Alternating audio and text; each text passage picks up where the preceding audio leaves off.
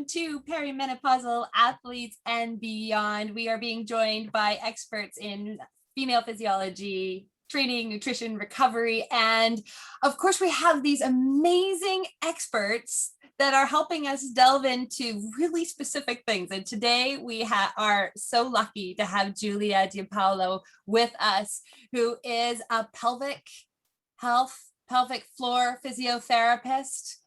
And it's so important for us as women to listen. So okay, I'm going to tell you, first of all, welcome. I'm so glad you're here. Thank you, Danielle. It's so much fun to be asked to do this. I can't wait. Oh, I'm just, when we started having this conversation, when Julia and I started in contact with each other, it was just like, we have got a message. We have got to get some things out here. And the talk today, we'll talk about her, her credentials in a second, but the talk today is going to be about debunking 3 of the common myths about pelvic floor function in perimenopause. And my goodness, it's so perfect because it really is prevalent. The things that she's going to touch on today are so prevalent among just common discussions and what we have in the advice that we have from medical professionals. And I'm going to stop talking and now introduce you, because then we can talk more about those myths. Okay, so who are you? You've been practicing for over 20 years. First in orthopedics with sports and spine injuries, and then you evolved into women's health specific, and really dialed into the diastasis, recti, abdominis. My Latin is perfect. DRA, so much simpler. DRA. And but for the last 10 years specifically, you've been working on pelvic floor and its relationship to the rest of the body, and looking at it from a pregnancy, postpartum, right through to postmenopause, and at any age really, and all diversities, which is amazing. She works in her clinic of PhysioExcellence, and it is very much dedicated to women and the pelvic health. And it's in Ontario, Canada, in Toronto. And yeah, she basically cures incontinence, pelvic organ prolapse, and pelvic pain. She is an author. She's an international speaker. She's here in this masterclass series. What more do you want? All right, let's get into it. Let's have so much fun. All right. Did I miss anything that I needed to say about? No, they can go online and read. Who cares? Okay, let's get to the meat. Let's get to the meat. Let's get into the meat. Let's do it. Okay. Myth number 1. My favorite. Stress urinary incontinence, which is leaking pee when you lift, jump, cough, sneeze, laugh, is normal as we age. It's not? No. Oh my goodness. It drives me. There was a video years ago on CrossFit, and they're like, "This is the cost that it to be a world-renowned CrossFitter is you're going to leak pee on the floor when you're doing exercises." And no, peeing coming out of your body when you are not sitting on a toilet wanting to pee is not normal ever. I don't care what sport you're doing. I don't care how many kids you have. I don't care how long you've been in menopause. I don't care. I don't care if you're 90 and had 20 kids. It's not normal. Normal is your function of your floor to close off the urethra and manage the pressure system when you're jumping, laughing, coughing, sneezing, lifting heavy weights. If you want to lift 300 pounds over your head, you shouldn't pee your pants, right? So it's really about managing the pressure system. And as we age, the muscles get, I don't want to say tired, but they've been working for a long time. We often haven't managed them really well over the lifespan, and particularly if we're high-level athletes who have really been pushing their bodies to that performance level, which performance is a millimeter under injury in terms of function. And so if you've been pushing your body for years and years competing, particularly at a master's level, you've been putting your floor on a lot of load. And then one little nick in your hormone level or one little tweak on your back, and then the pelvic floor can't handle it anymore. Or pregnancy is another one, particularly late pregnancy. So 35 to 42-ish, where they call you geriatric pregnancies. Isn't that lovely? I'm geriatric. Geriatric pregnancy. It's my favorite term. So what happens is you've been managing all this time, and then one little straw on the camel's back, and now we have incontinence. So the thing about incontinence when you're performing a sport or even just coughing or laughing, but particularly if you're running, if you're lifting heavy, if you're box jumping and you're leaking, it's essentially bad form. So now realize I'm a pelvic physio. So the level of exercise I give is minor, and then I use my kinesiologist to give the real stuff. But if we're doing a bicep curl and you see someone at the gym doing this, right? And they're supposed to be doing a bicep curl, you're going to be like, oh, cringe, gross, no, stop, let me fix that. That's Right. essentially what's happening in the body when you're leaking during an athletic endeavor, because the floor should block out that bladder. So you should not leak. So a leak is an indication of poor form, bad form. We call it a failed load transfer, which sounds really awful because it's the word failed and nobody likes to fail. But it really is the pelvic floor not doing its job properly at that particular moment in time. Now, it doesn't mean you can't run and you can't lift heavy and you can't do it because you're a girl or you had kids. It just means that you're not performing at your optimum. So we need to scale back and figure out why you're doing that. So is it just the load? You're lifting too heavy? Is it because you have some tightness in your hamstrings and your pelvis is rotating during your squat or during your press, whatever it is? So looking at why you're leaking is super important. And then figuring out what's happening in the floor. So most people will think, well, if I'm leaking, then I have a really weak pelvic floor. Mm-hmm. Well, in fact, your floor can be either too tight or too lax. And so that's where Kegels will come in or not come in. And we'll talk about Kegels throughout this whole thing, because there's also the myth that women shouldn't do Kegels or all women should do Kegels or Kegels will cure everything. And it's not really this case. So what happens is if your floor is too tight, which is more typical in your runners, in your high level athletes, and in your women who've had cesarean sections, you're more likely to have a tight pelvic floor. Women who have pelvic pain also tend to have a tight pelvic floor. So they actually need to release their floor for it to be able to stop that flow of urine during the activity. Whereas women who've maybe birthed vaginally or have had other injuries or who just have more lax pelvic floor, so the pelvic floor maybe birthed a baby or had an injury to the pelvis and never really got back its form, kind of like an ankle sprain that still has a little too much mobility, then we need to contract and strengthen in a more concentric way. Whereas these ones need to relax, these ones need to come on. So there is a differential. So just because you're leaking during activity doesn't necessarily mean you have to do Kegels or more Kegels or less Kegels. It really depends. And oh, I knew these would fall out. So I move way too much when I talk. So one of the really big things is to get assessed. And the gold standard is internal palpation of the muscles to see if they're too tight or too lax, and then give you the appropriate Kegels, because I have 13 different types of Kegels and they all 13. And everyone can have a list of all 13 to play with. But some are for coordination, some are for timing, some are for strength, some are for endurance. So one of the things to really keep in mind is the third type of, I call them the three personalities of the pelvic floor. So we have that tightness one, and think of the gym rat, right? Those guys at the gym that just pump heavy, never stretch, and they walk around like this, right? So their muscles are super tight and have no give to them. We would call those the gym rats, or the hypertonic, so really, really tight floors. Right. And then we have the the beach bums, right? Think Jamaica man lying on the beach. Yeah, I come later, man. That's all good, good. Yeah. And so your reaction time is very slow because the muscles are too long. Anything too short and too long doesn't work well. We know that in fitness.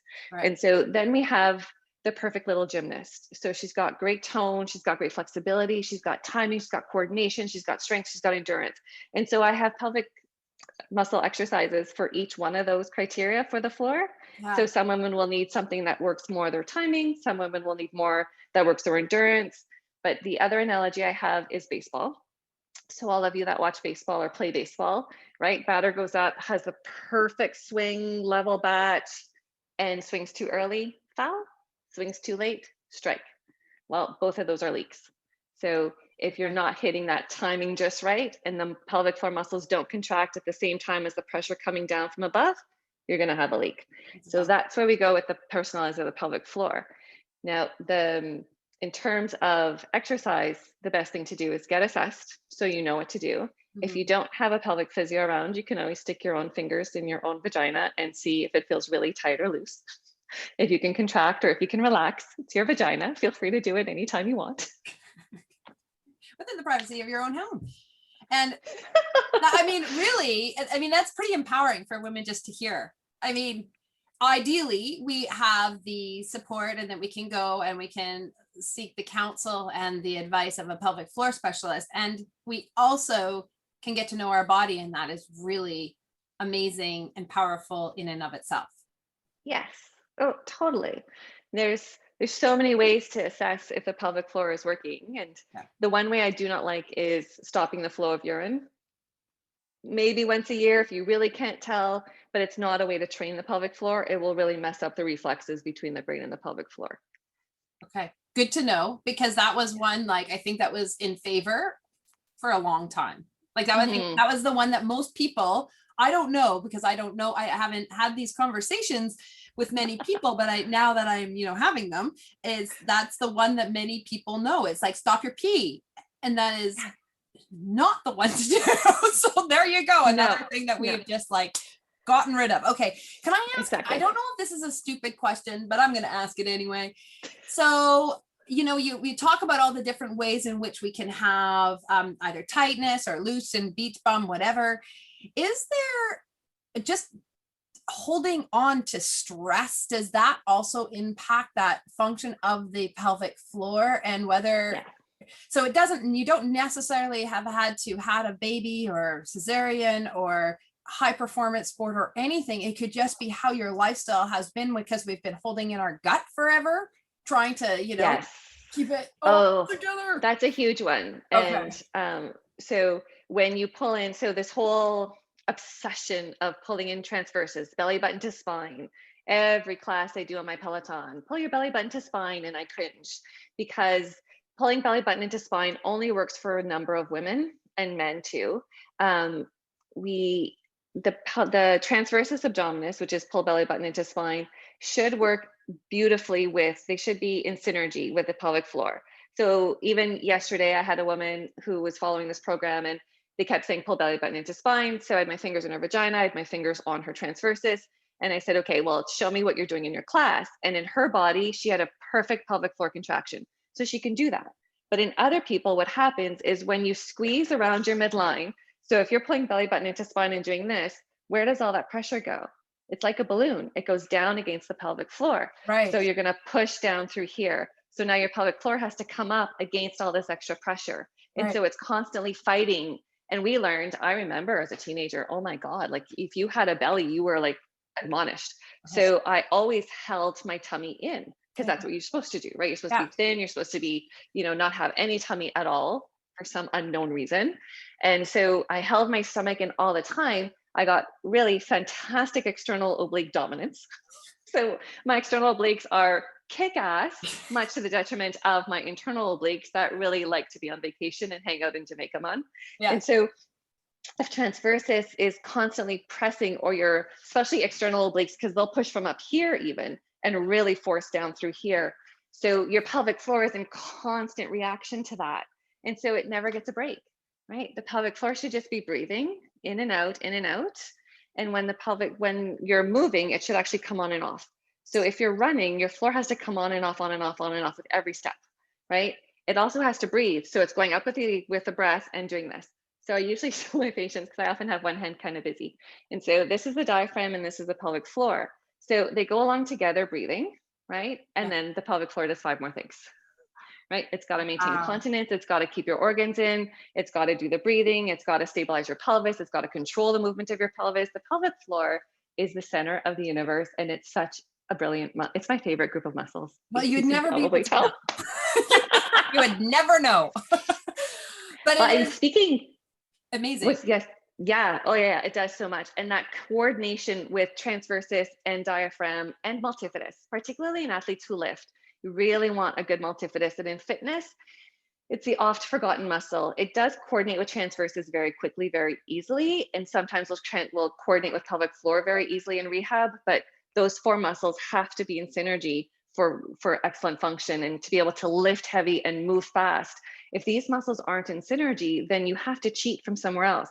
So you're going to use your obliques like I like to. You're going to use your hamstrings too much. Your adductors will come in because they're the overbearing mother-in-law to the pelvic floor. So the pelvic floor is struggling, and then the overbearing mother-in-law comes in to try and help. So you get all these compensations throughout the system, and then you wonder why you can't beat that PB or you just can't get past that one level or get that one weight lifted, like that 5 pounds more that you want. And you just can't get it because you're not using your system adequately. Wow. Okay. Our bodies are just so freaking phenomenal. They are. Okay. They are. Next myth. All right. So myth number 2, you cannot exercise, run, or lift if you have a prolapse. So pelvic organ prolapse. Now we get the props. Oh, good. So a closet full of props for everyone. This is the wondrous velvet vulva puppet. She's beautiful. So for everyone, I want everyone on this who has a vagina, vulva, to know the difference. And I want them to teach all the women or women identified people in their life as the difference. Vulva is on the outside, vagina is on the inside. Okay. Clitoris under the hood. And I'll show you a nice little clitoris after that. These are the labia minora. These are the ones with no hair. These are labia majora. These are the ones that have hair that we all shave off. Okay. Vagina's on the inside. Now, when you have a prolapse, so obviously this would be, you're looking at my vulva face on. So the vulva sits like this and we're looking at it like this. Yeah. Whoop. Oh my goodness. I wonder if one works. The left one always falls out. It's like that ear is smaller than the other ones. Okay. So back to the vulva puppet. So when you have a prolapse is essentially a descent of the organs into the vagina. So what happens is we see the organs or no. Apparently my right one doesn't want to stay in either. These are super fabulous little things until they fall out. Okay, you can hear me okay still? Yeah, perfect. I haven't blocked them. Okay. So what happens with the pelvic organs is they start to lean into the vagina and you'll start to see a bulge in the vagina and it could get all the way out. So we grade them on a scale of 4 in Canada and the US. In Europe, they're scaled on a grade of 3. So be mindful what you're reading if you're starting to read stuff, particularly if it was published in Europe or even sometimes Australia.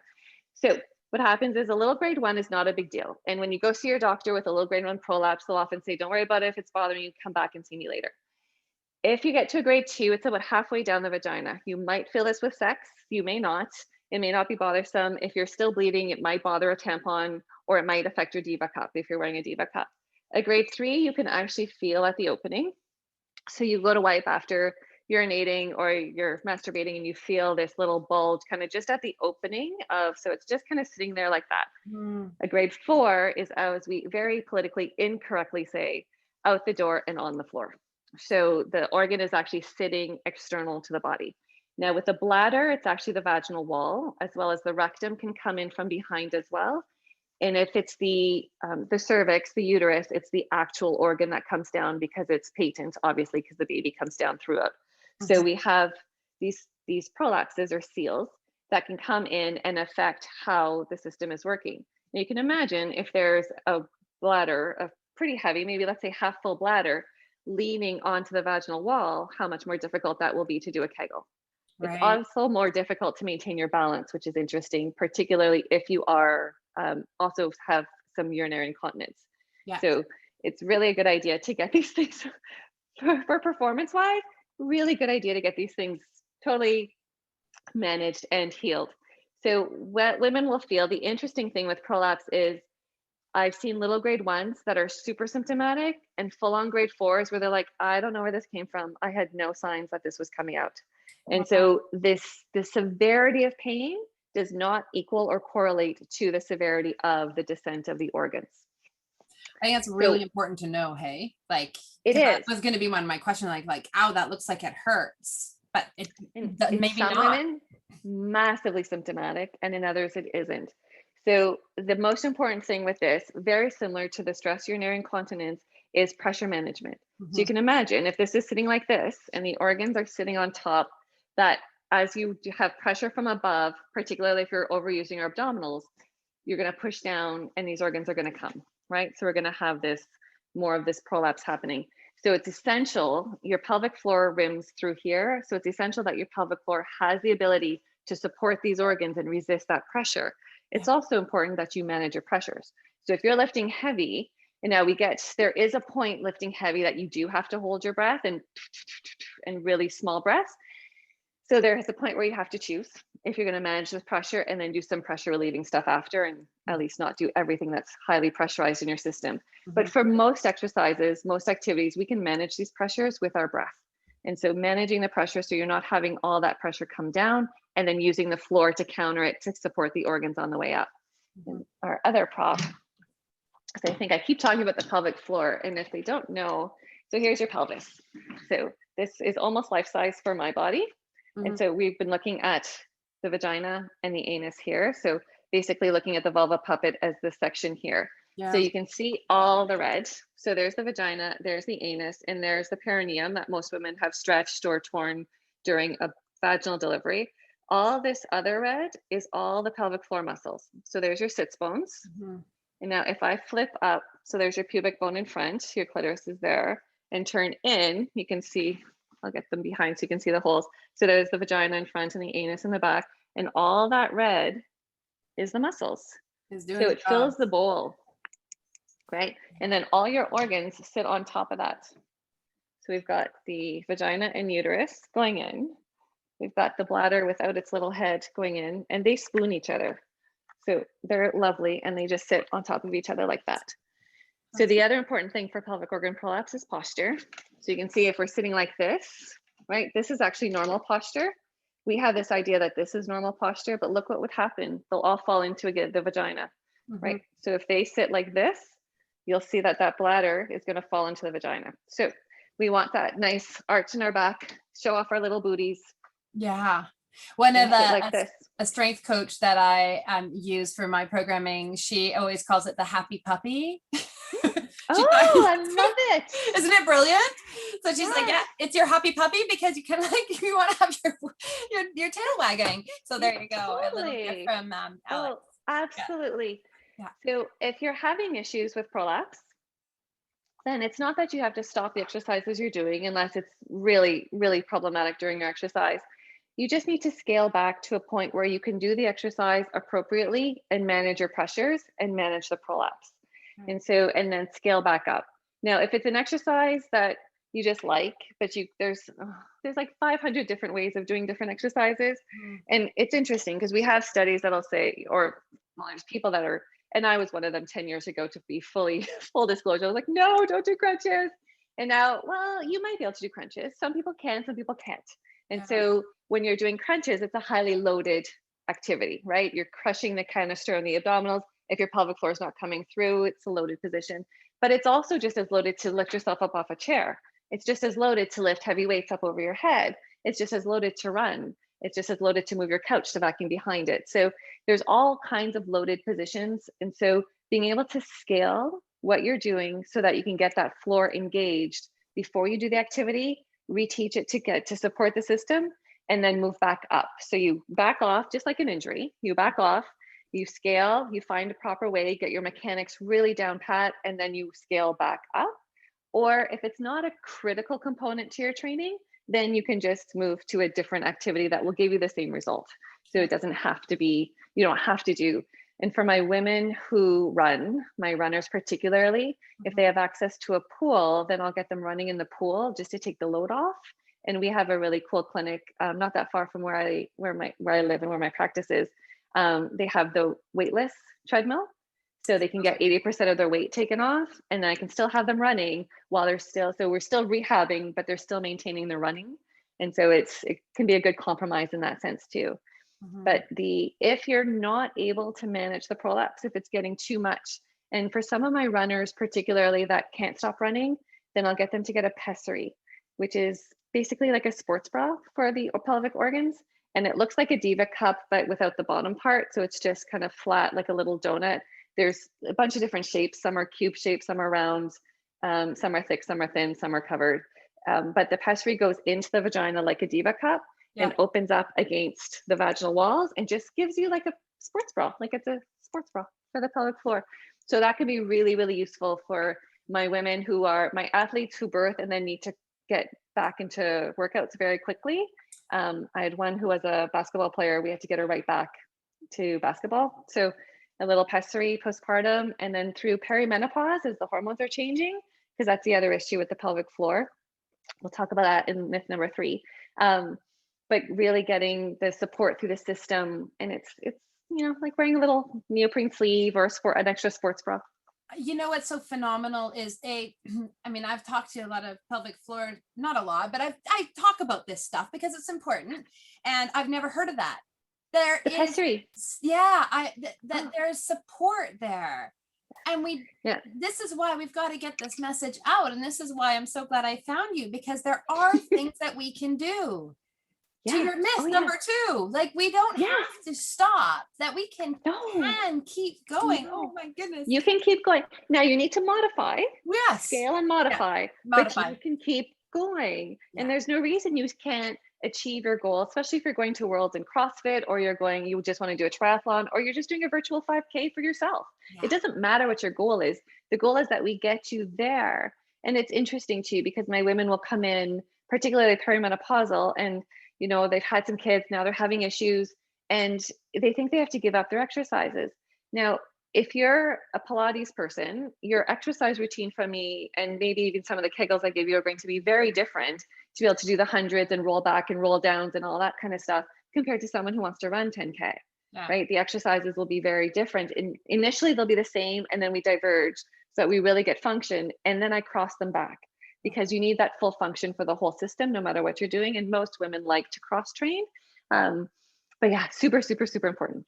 I want to give a shout out to Girls Gone Strong, which is, of course, they've given us this whole series, actually, 2 courses, one for the regular, and it's the certification that I have, and one for postpartum. And they speak to this. And this is how I came to like understanding this whole idea of pelvic floor in a really different way. And so if women are struggling with this, and particularly looking for people that can help them and understand the modifications are possible, that's one certification that might be interesting for you, is in ensuring that your coach has that certification, and you can go on to the Girls Gone Strong and get the information that you need. So just a little plug there for them and the work that they're doing, and the messaging that they're getting out there. Okay. Yes, and when I owned Bellies Inc. with Kim Bopney and Samantha Mopti-Huyn, we collaborated with them, and so we have the Bellies Inc. It's under Pelvian now. It's under Kim's company. So Pelvian Wellness has our certification. So it's another certification that will include the pelvic floor in the training system, right? So getting that coordination so that you're not doing exercises that could be potentially harmful, and what to look for too, like the signs. Oh my God, we could be here all day. But the signs of where you're having those failed load transfers. So that leaking is one of them, and then doming, like the diastasis, is another sign that you're not managing those loads as beautifully as we'd like you to. For the most part, there are caveats there, and then pain, and then if your prolapse is worse after.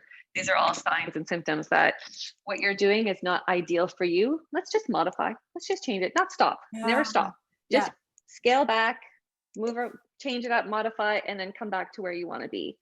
And okay, movement is life. And now we are going to myth number 3, which is probably one of my most favorite things for the pelvic floor. But the myth itself is pain during sex is a normal part of menopause. So have a glass of wine and lube up, and you'll be just fine, dear. Right. Okay. So did a little pat on the head. That is a myth. You don't just, I mean, you can have the wine, although, it also, it creates a problem with our sleep, but anyways, but it does not. So then you'll be up at 3 a.m. going for it.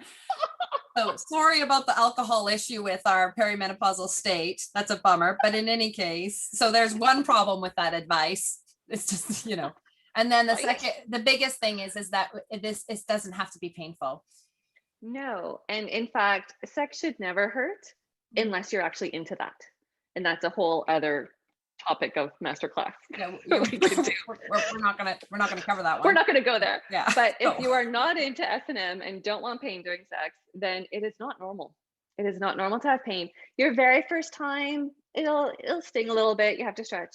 The very first time after a birth, again, maybe a little bit tight after birth, some adhesions, but it should get better and better and better. And women should be able to get to orgasm. It should just feel great, right? We should be able to lubricate. We should be able to have, either a penis or a finger or a tongue or a toy, whatever you choose, to go in and get pleasure from this. Mhm. And so when we don't, there's so many causes that could be responsible for this. And it's important because it's important to find the cause. So as athletes, it could be a pelvic injury. It could be your hamstring pulling down on your pelvis and that's pulling on your floor. There's one beautiful muscle in the pelvic floor that goes to the hip, and it's often part and parcel when the floor is too tight and there's pain during sex for that reason. So that obturator muscle, really important that we figure out if it's really local and in the muscle, so they're too tight. Yeah. It's important to know if it's the coccyx, right? So if you're a jumper or a box jumper or a high jumper, or you're in a sport where you land a lot, or you're in wrestling, anything where you might land a lot, even road racing and mountain biking, right? So a lot of impact on the pelvis. And I do love biking for the pelvic floor, but sometimes there's just too much impact on the coccyx. And so if you've had a coccyx injury, that can actually impede. So we want to work with getting the floor released and the coccyx to relax and to just have that mobility that it's supposed to have. And then the most interesting one, particularly in immediately postpartum, interestingly enough, and absolutely perimenopause and postmenopause, well, because menopause is just one day, but postmenopause is the estrogen. So everybody needs to know that the very best friend of the pelvic floor is Jen. It's my best friend, Jen, and it's estrogen. And the floor loves estrogen. There are so many receptors in the vagina for estrogen that when you put an estrogen cream, it doesn't get absorbed to the rest of the body. That's how much the pelvic floor loves estrogen. Wow. So right. when you're going through perimenopause, particularly, and then menopause, and those estrogen levels decrease, it can have dire consequences on the tissues. They become more fragile, they become less plump, they become less strong, they become less reactive, they become less vascularized.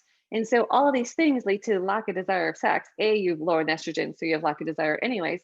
But the tissue itself, estrogen is so good for our bones and our connective tissue and our muscles that we really, really, really need to pay attention to Jen as we age. Well, I love it. Jen is just going to be so selfish. Jen, like, or the pelvic floor is selfish and wants to keep Jen for herself, is, like this. Totally. That's really, I love it. It's so receptive. Now, that being said, yeah, there are, and I think you have a hormone expert, so I won't go into detail.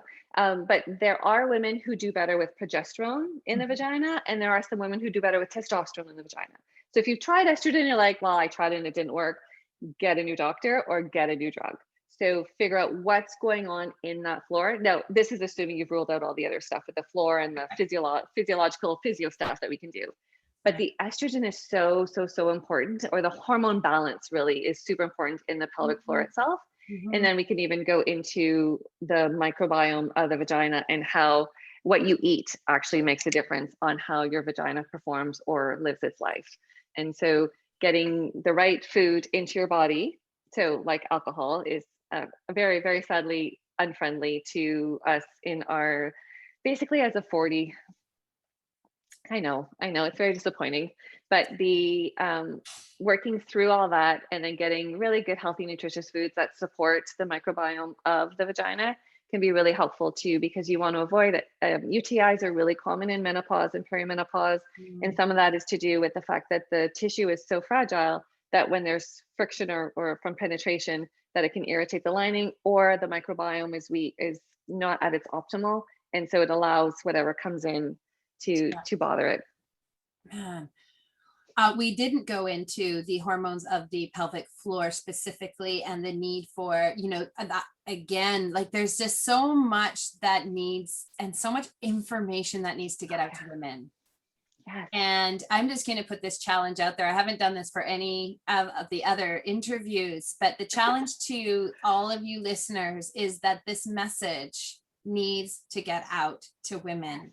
And this interview in particular, I mean, they've all been phenomenal, but this interview in particular, I just want people to know that these myths are myths, and that we can do so much about them. And we're just talking about such just living life, moving, having vitality, getting up and going and not stopping, and how powerful that is, and that we can get help. And you're so right. And everyone who's in perimenopause, menopause on this call should remember the commercial. And you tell two friends, and you tell two friends, and so on, and so on, and so on. And then the word gets out. And it's okay. So I will say at this time, we're going to have you on the next summit that I'm going to do, because there's just like, we've already got to 35 minutes. I'm pushing the boundaries here. We want to do my rapid fire questions, and you've given us a couple more questions that, like thinking about different hormones of, there's just more, there's more that we want to delve into. There's more about getting in somebody that can help us do those modifications and understanding that. And we're going to get that person coming in next time. So I want to say two things about sex still. Oh yeah. So if we go back to the pelvic organ prolapse, sex is one of the best things for the pelvic floor. Oh, I don't need that headset. Yeah. So first thing is the clitoris. Yeah. Right. Is actually this big. It's not just this little knobby thing that everyone sees, right? It's this whole big thing. And it is the only organ in the human body, male and female, that has only one purpose, which is pleasure. Think about that. We got it, ladies. Women got the clitoris. Its only function in the human body is pleasure. That's how important Mother Nature thinks pleasure during sex is, right? Amazing. And it's external, so we can get at it ourselves, but it also lies around the labia. So we want to make sure that when this is what needs to get open. So we'll have to have a whole talk just on the clitoris. Yeah. Now, when the penis goes in, if we go back to the prolapse, the penis goes in, pushes the organs back in, lubricates, vascularizes, creates orgasm, and has a full parasympathetic response. Mm-hmm. So all you women, so when we ask the question of, can stress actually flare up the vagina? Can it make it tighter? Yes. And we have MRI studies that prove women who are in pain, women who see fear, are fearful or anxious, their pelvic floors will actually tighten. So getting into that parasympathetic state, particularly with the world around us as midlife, basically with parents, aging parents and teenage children. Yeah. And we need that parasympathetic state. So that is really, really useful for the vagina as well. So if you don't have a partner, lots of toys, right? Don't be shy. Lots of fun little things you can buy, and they don't have to be fancy and they don't have to be expensive. Fingers work, tongues work, friends work. Yeah. All kinds of good things. You heard it here on Perimenopausal Athletes and Beyond. That's so perfect. Oh my gosh. I could keep talking to you forever. Oh, I know. Okay. Okay. So okay, what's your rapid fire? Okay, first one. Are you ready? Yeah. Okay, give me one moment of courage. I don't understand. I want to know within your life, I want to know what is one moment where you had to be so courageous, and it could be small, it could be big. Oh, that's such a hard question. You should have prepped me for this. I probably should have. I could talk for hours on the pelvic floor. Talk about myself. One moment of courage. Okay, here's a really good one for you. Telling the doctor that they weren't going to take my uterus because I had abnormal cells. That is a really great one. See, I'm so glad.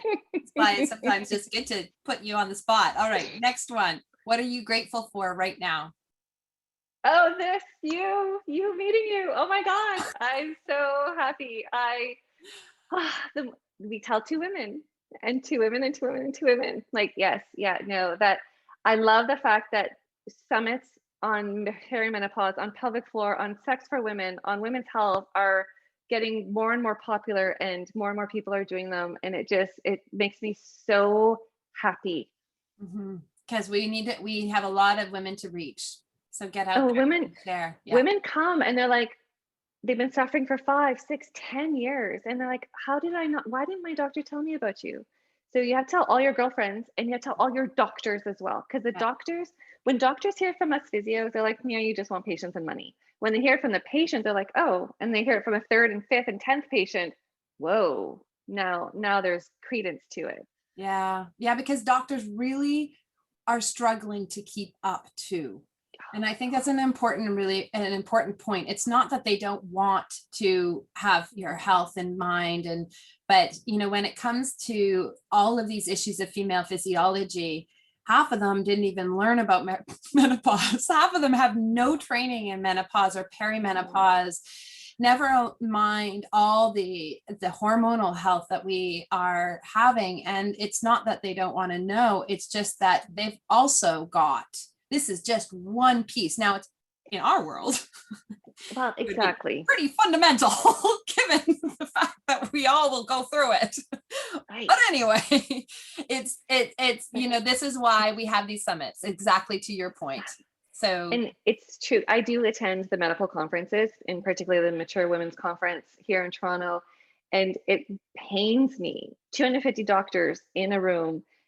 First slide is all about lifestyle, right? Physio, diet, exercise, and then the next hour and a half is about drugs and surgery. And that's where their training is, and that they have to be so well versed in that. Yeah. And so the default to lifestyle comes to the other professionals. They just don't have the capacity to get all of this in at once. Yeah. So be kind to your doctors, and then go and do your own research and give them the help, right? So tell them about this stuff. Absolutely. So important. The third and the final question before we get to tell everybody what they're also going to get other than this amazing interview is, the third question is this: what is one piece of advice that you have to give yourself again and again as you go through perimenopause? Like, you just got to keep reminding yourself, I've got this, or whatever. I'm worth it. I'm worth it. Oh, yeah. Mm-hmm. I'm worth it. Yeah. I love it. I totally hesitated buying my Peloton pre-pandemic. I got it for Christmas. Oh, well, after Christmas on the sale. And I was like, oh, it's so expensive. I don't know. And oh my God, it has been the saving grace for the last year, and money well spent. And still, even for me, like I see an osteopath, I see a psychotherapist who also does somatic emotional release, craniosacral release. And it's really important to take care of myself, because I spend all day taking care of everybody else. And so I'm worth it. You are worth it. Oh, I love it. You are worth it. Oh, thank you. You can tell this is just like a big loving. All right. So you also are giving the love to all the people that are listening to this interview. And we mentioned it earlier, you're giving them 13 different Kegel exercises. 13. Yeah. And one of them is not going to be stop your pee. No. So the first one is called core breath, and it teaches you how to get your breath in with your pelvic floor. And you can put your hands in your vagina or on your hips or whatever. And then it's just like you would do bicep curls, right? 4 count up, speed work, resistance, eccentric lowering with weights. So so there's like 13, and sometimes I just make stuff up when I'm with somebody. Yeah. It's interesting with the pelvic floor, because as much as I don't love the belly button to spine cueing, with the pelvic floor cueing, it is the one time in our lives where words don't matter. All that matters is the result of the movement. And so once you find your cue that actually gets your pelvic floor to lift up and connects with your whole system, when you're in a class, when you're listening to your coach, either get your coach to do it, but if there's a bunch of you like on a team, or you're in a class, then just have your cue in your head. Whenever they say, belly button to spine, and your cue is actually grow tall or pick up your blueberries, then just pick up your blueberries. Just pick up your blueberries and do that. And don't worry that the words don't match. They don't have to for cueing. It's the one time the words don't matter.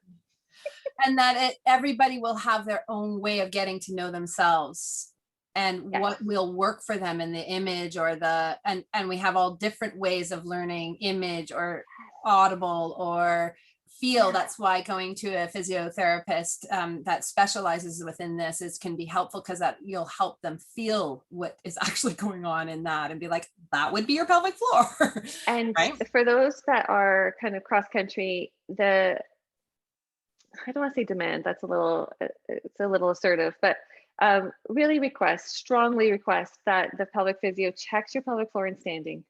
Right? You need to be, most of your life is in standing, particularly if you're a standing athlete, if you're a runner, if you're a jumper, if you're a CrossFitter, a volleyball player, you need that standing movement pattern where your floor needs to come on automatically.